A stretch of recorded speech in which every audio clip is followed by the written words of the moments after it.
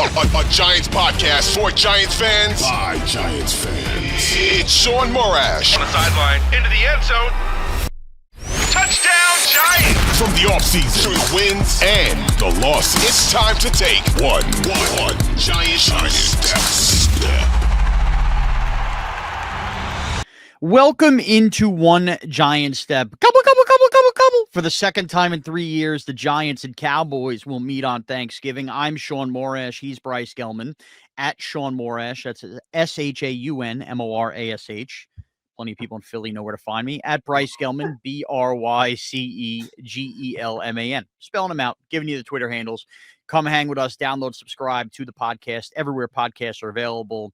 Of course, that's free on the Odyssey app. You can go to the YouTube page with WFAN. Check it out there. So here we are taping this, full disclosure, because the Giants are playing on a short week, their second short week of the year. Both games with the Cowboys, by the way, were these short week Thursday weeks, if you remember correctly. We likely will not know the extent of certain Giant injury situations, maybe up until game time. More on that in a second. So whenever you're listening to this podcast at some point Wednesday, maybe early Thursday morning, happy Thanksgiving. Maybe something has shifted since Bryce and I taped this late Tuesday night. So I just always like being transparent for the audience. This way you don't tweet at us and go, idiots, I just listened to your podcast and Drew Lock's starting. So we'll start right there.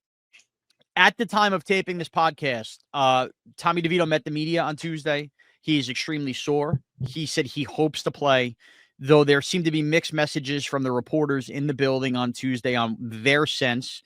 There is a chance we don't even get Tommy DeVito on Thanksgiving after waiting for Tommy DeVito to start. That would make it a Drew Lock game. I'm here to tell you, personally, I don't know how Bryce feels.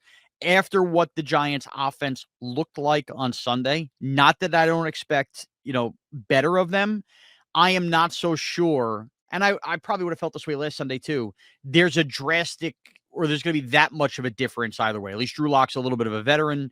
The Giants offensive line, especially at the tackle positions, is a bit of a mess. So I think we could accurately preview this game kind of under the assumption, outside of maybe a little more runs from Tommy DeVito, that the game will look the same one way or another. Is that fair to say, Bryce? Yeah, I don't know how much of a difference one guy or the other makes. They're both relatively mid. You could say that's say being both generous. Below mid. Yeah. Yeah. I mean, both of those guys are not very adept at performing well in the NFL. I mean, Drew Lock had that game last year. Tommy DeVito had that stretch last year. What we've seen and what we've heard from this Giants front office is both of these guys suck. That is what they have told you with their decision making. So they suck, I guess.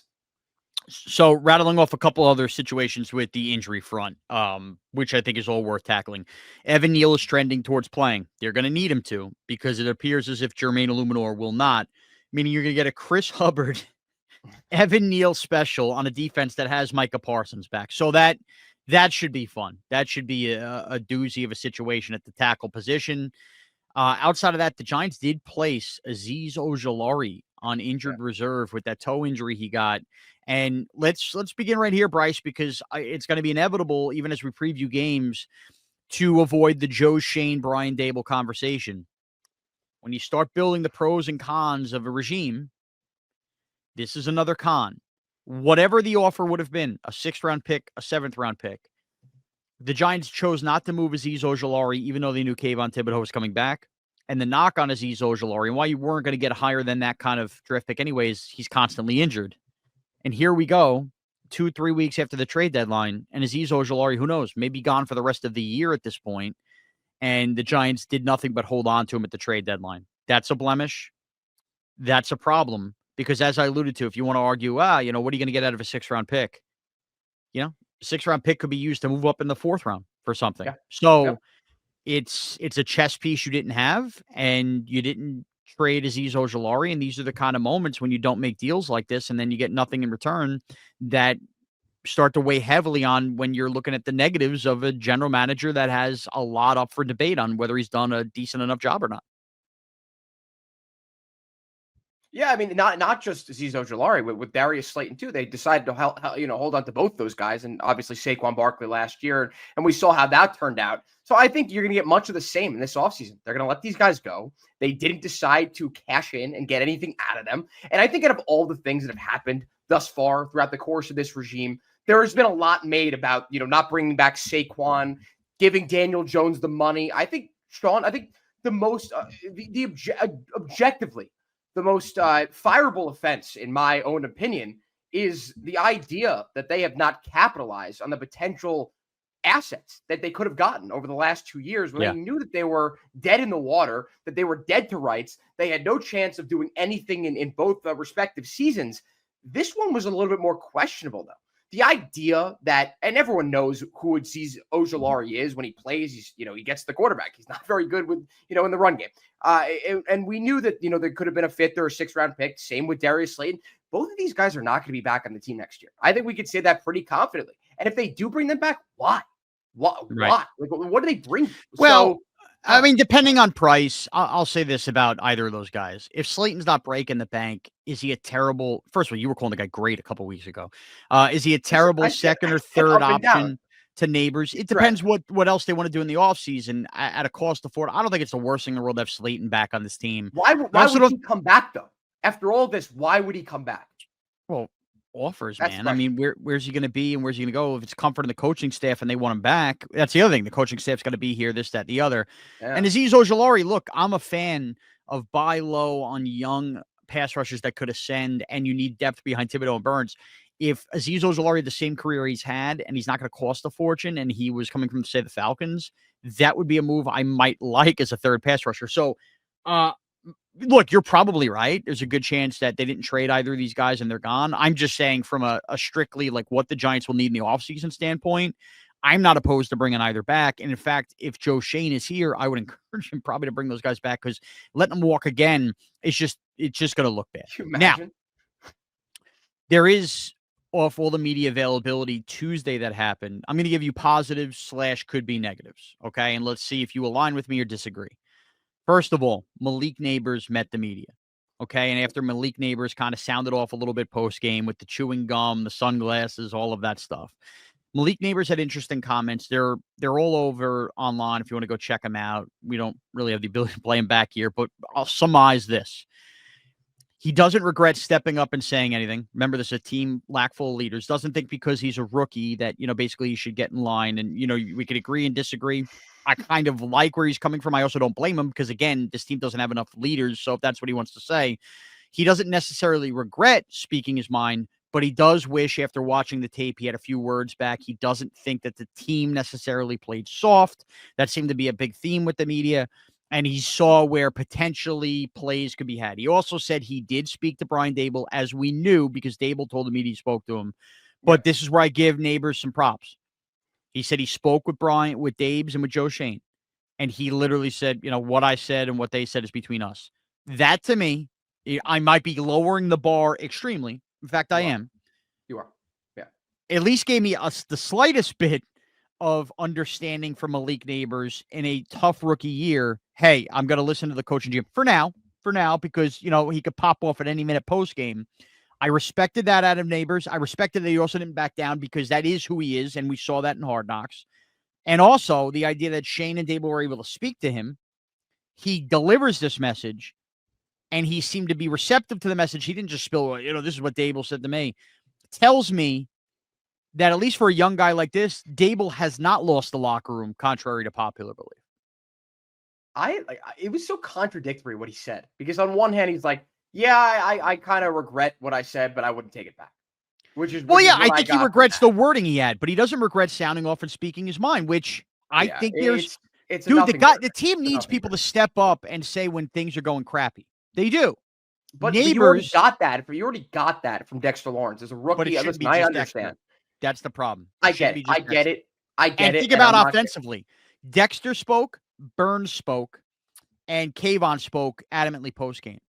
Offensively, that's still not DeVito's place to speak. They don't have Andrew Thomas and Daniel Jones, their captains. They don't have an offensive captain on this team, dude. And Nabers is the best player. So it or not, when you're taking 5th overall, and now we're into November, there comes a point in time. I still think he needs the right arm around his shoulder. I still think there were things he said that was wrong. But I also look at Malik Nabers and go, again, this is kind of unfortunate, unfounded. He probably is the one that should be speaking his piece a little bit because he's going to be the dog on this offense for years to come, isn't he? Yeah, I mean, and as you saw in Hard Knocks, this is who the Giants drafted. They knew they were going to get this type of guy. A guy, they said it, he said it in Hard Knocks. He hates losing more than he likes to win. And this team is currently losing at a historic rate. And I think for his career too, has he ever had this type of losing in his career? Probably not. High school, Pop Warner, like he's never lost this much in his entire life. So I think he's taking it to heart. And I think this was the right thing to say, even though I think it was a nothing burger. I think it was just like, yeah, I said it, whatever. What else could he possibly say? Right. But I think going forward, and you kind of hit the nail on the head. It's like he is going to be the guy on offense. Right. Who else? Who else is there? Andrew Thomas. He's going to play 6-7 games a year. Is he actually going to stay healthy? Is he going to be the leader? Dude, and that's the thing, man. You don't know. Part of maturing in the league isn't just like, all right, I need to learn how defenses play against me, learn how to run routes. It's handling yourself post game. So he says stuff that he felt he should step up and say, but probably spoke some stuff out of turn. And he spoke to the coach and general manager of it, and then met the media 48 hours later. Like, that is all part of being a professional athlete and learning how to do that. That is also learning on the job, right? Now, here's the con to this whole Malik Nabers thing. I don't trust him not popping off the rest of the year as far as I can throw him. While that was a mature moment now, we see that he's an emotional guy and a frustrating guy, and this team is not going to get much better over the coming weeks. So I think, and more on this in a second with fantasy versus reality, this is going to be on Brian Daboll, the head coach, who wants to keep his job. I almost think you need to cater the rest of the year towards making sure Malik Nabers is happy in first halves of games, because you almost need to worry about what he's going to say post-game. Good and bad. You shouldn't have to worry about that, but you also probably should be making a more concerned effort to get him the ball. A rookie should never be that important on your team, but this is where we are right now. But this is where we are, and we can only talk in realities where we are. Dexter Lawrence also met the media. I was very hard on Dexter Lawrence. We put that clip out. I didn't like the way he handled himself last week. Again, it's unfortunate for him that he's the best player wearing the captaincy on a horrible team, but that comes with the territory. You got paid a ton of money to do that. And I thought that he set the wrong tone by being a really good friend of Daniel Jones. He set the wrong tone for a team. Now, after the game, on Tuesday, he addressed reporters and basically said without saying that the media took his words and twisted it, so to speak. Now, Dexter Lawrence said they played soft. He wanted to tell the media today, hey, you said I called the team soft. Okay, we're splitting hairs here. You said they played soft, but you don't think the team is soft. Same thing. Yeah, like overall, like I get what you mean. And his point was we lost 37, we played soft. Well, that's what the media's saying. I think what Dexter Lawrence was trying to say is it was more than just the soft comment. The post-game press conference, and this is where I brought up the Dexter Lawrence stuff. Coach Daboll was asked about Dexter Lawrence saying that Daniel Jones was the best quarterback on the team. Dexter Lawrence said that earlier in the week. That became a theme that everybody had to keep asking. Well, look, the captain's saying this. Then the soft comment came out. I think that was Dexter Lawrence's way of taking one comment, the soft comment, while really meaning all of his comments. Because I said it, right? I mean, if you want to call me part of the media, fine. I think Dexter Lawrence was annoyed at the way he was portrayed last week, that he wasn't, saying the right thing. So he called out the media for it. Now, that's kind of a bad thing. That's deflecting. Sometimes you have to own your words. Here's where I will turn it, and Captain Twist a lot, I guess you can call me here. Here's where I'll turn it into a positive. Do you think that Dexter Lawrence also spoke with Joe Schoen and Brian Daboll? Do you think that the coach addressed the entire team, including Malik Nabers, maybe more so than one-on-one, also just talking to them as a team in a big team meeting ahead of this week? What I took from that, and Malik Nabers saying both, I'm not going to reveal what was said between us. Then Dexter Lawrence saying, the media did this. I think the team got a big time talking to and said, guys, the sharks are circling right now with the media. This is, tough times make tough people. They are begging for quotes right now. Yep. And this is right, wrong, or indifferent. This isn't a matter of whether you disagree with the statement or not. The Giants players clearly were fed a narrative this week. The media is your enemy until the end of the year. And that is a narrative that Joe Schoen and Brian Daboll are going to feed, because the more players pop off, the more the articles are written that the locker room's lost, the more likely it is they lose their jobs. So I don't know, Bryce, I don't know if you interpret it the same way. I think the team, the players themselves are getting a message. Media bad, locker room good, keep the stuff here. Of course. That's obviously what was said to them, because what else could you possibly say as a head coach trying to save face? You were trying to turn everyone against. You're trying to paint the picture that everyone is against you besides us. The idea that we're going out there and, we benched Daniel Jones because the injury guarantee, we're not trying to win. They are trying to change the narrative. And I don't blame them for it, because they have a job to save. You know, like they want to stay on. They think that they could build a good championship team here, which we both agree with. So I think that in order to do that, you cannot let the locker room be any more lost. And what we've seen, Shaun, is not only just with the New York media, it's everywhere. It's national. The casuals are now circling the Shark, the Sharks everywhere. It's not just the New York Sharks, it's everywhere. It's all this negativity surrounding the team that I think they had to do some damage control. And going back to Dex, I think there's a bit of like revisionist history here with him trying to correct what he said. We know what he said. We know what he was trying to say. He was trying to criticize the team as the captain of the team. I think that it wasn't the right move. We talked about it at the time. And I think going forward, he needs to be smarter than that. He needs to understand this situation better than anyone else on the team did. And I think him saying what he did earlier on in the week enabled Malik Nabers to say what he did after the game. Definitely. We know he gets frustrated. We know he gets frustrated after losses, but to say what he said in the manner that he said it, the reason why he did is because he thought that he had the ability to do it because Dexter Lawrence already did.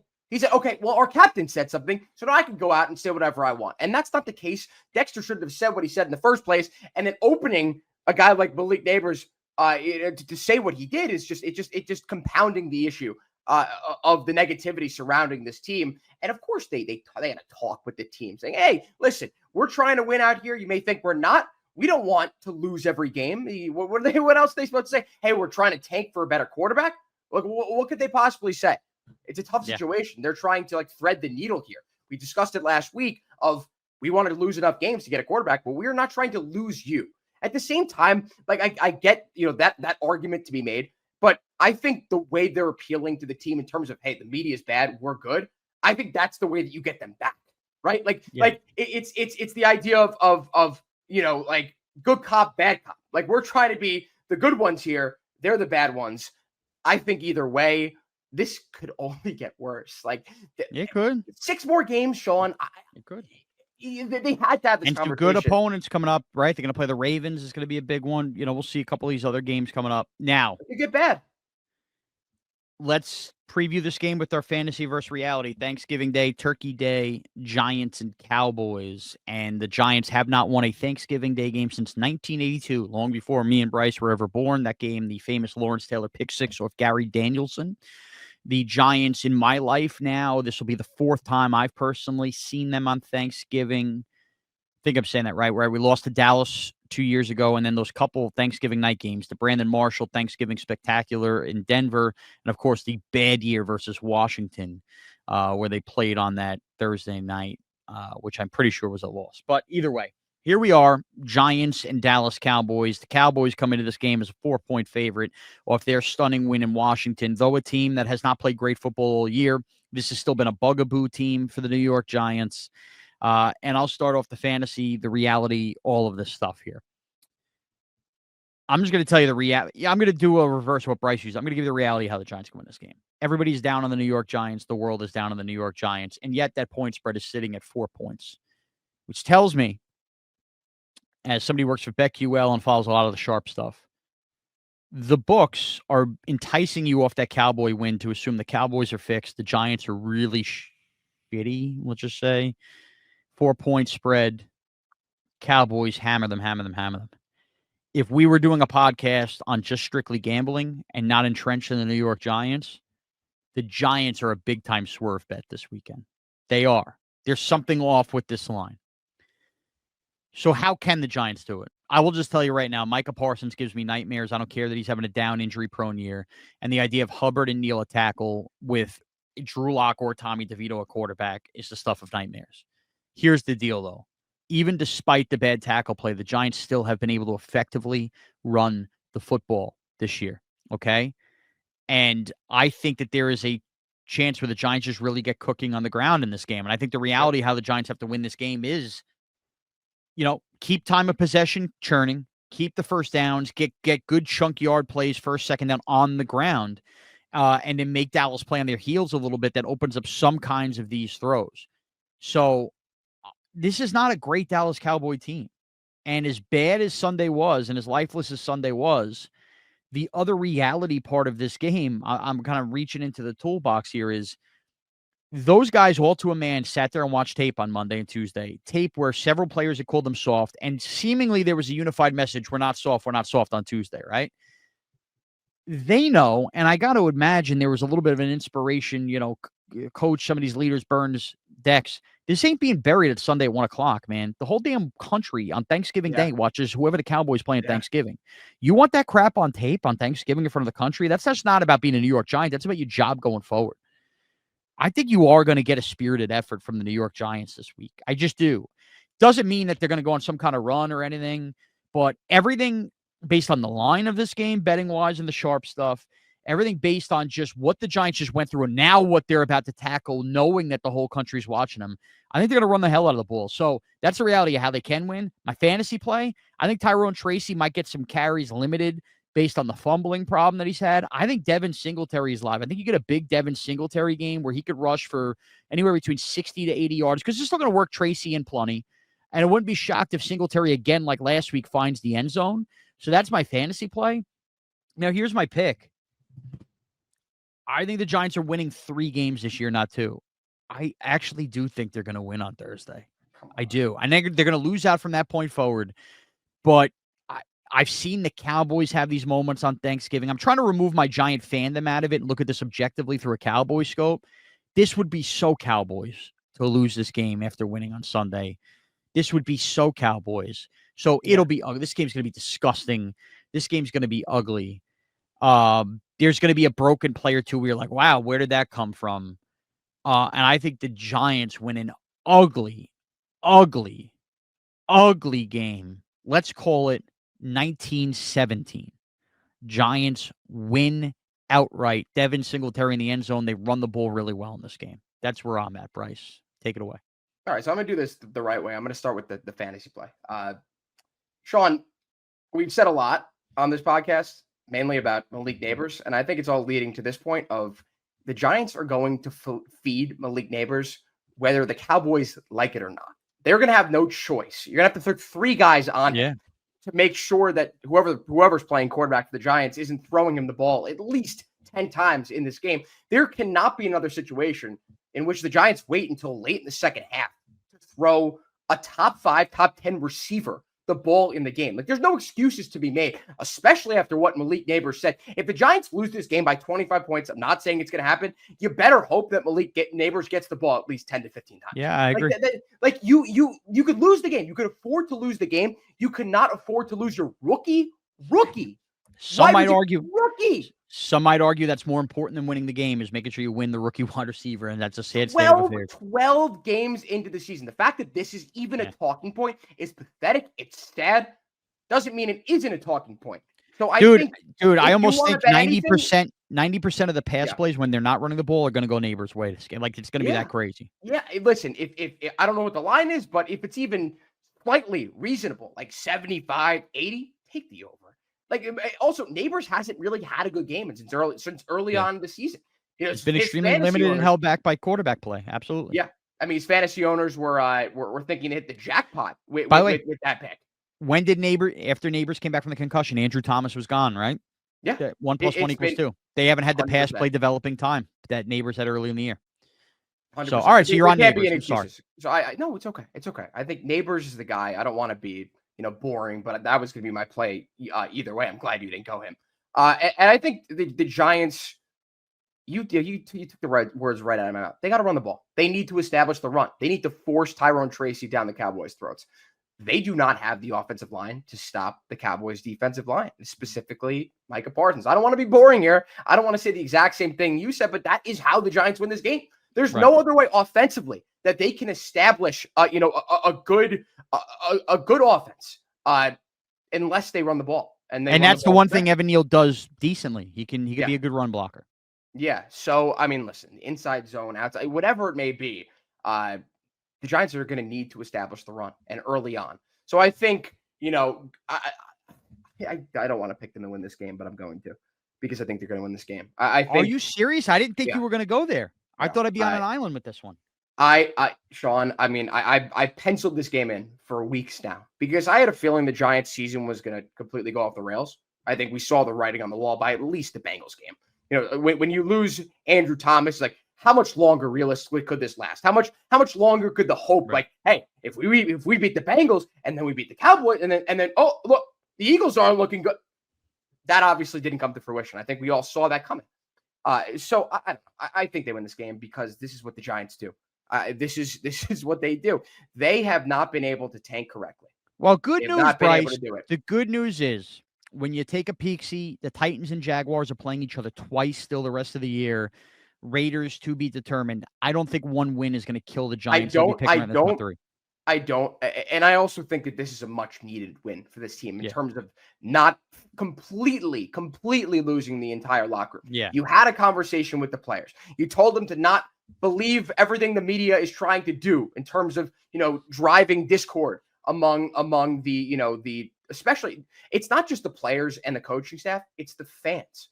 The fans, like it's the idea that the fans have nothing to watch.